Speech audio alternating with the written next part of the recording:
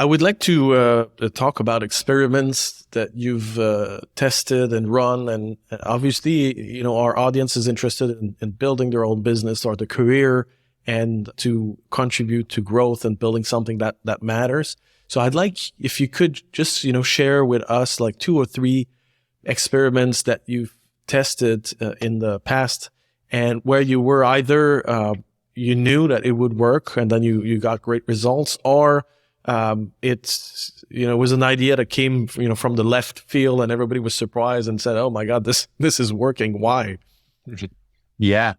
Well, first of all, I would say in terms of experimentation, only 25% rule of thumb of your experiments will actually be successful.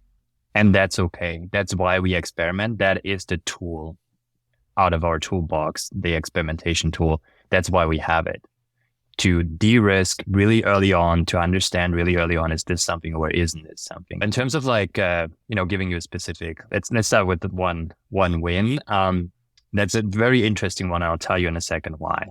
So what we've done is, in terms of activation, we know someone unlocks value at Hootsuite when they publish or post through Hootsuite to their social profiles, to multiple social profiles, ideally at once. That's kind of our value prop. What we've done is, or our hypothesis at the time was like, well, if that's what they need to do, let's cut everything when they come in, like all the blah, let's cut all of that. And let's just drop them right into that, hey, post something so that you see the value. So we've done that. Actually had a really, bad impact on our metrics. It was actually worse. Oops. We activated worse, right? And so what we could have done, or what the team could have done at that point is like, well, it didn't work. Let's move on to the next thing. But what we actually did, and I think that's kind of the biggest advice I would give anyone that's doing experiments, is you had an hypothesis. And the first question that I ask when I see the results, when I see how an experiment performed, is like, why do I think it performed this way? What are my hypotheses that it performed this way?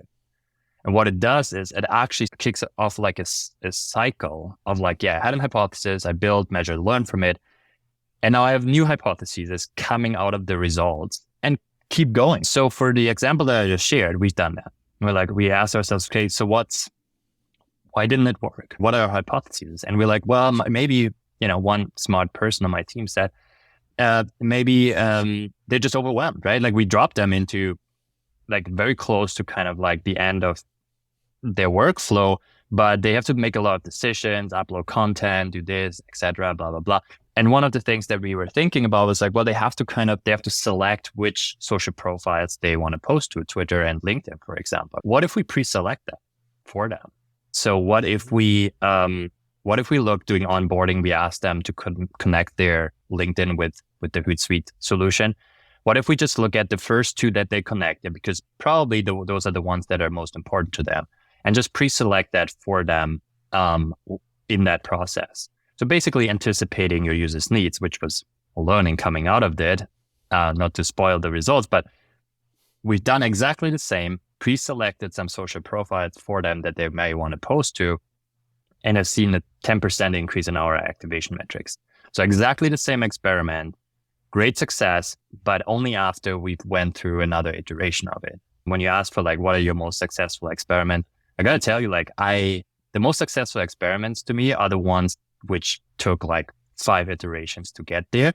And the 4 iterations that were not successful, quote unquote, they're successes because they got us to that 5th iteration, which worked.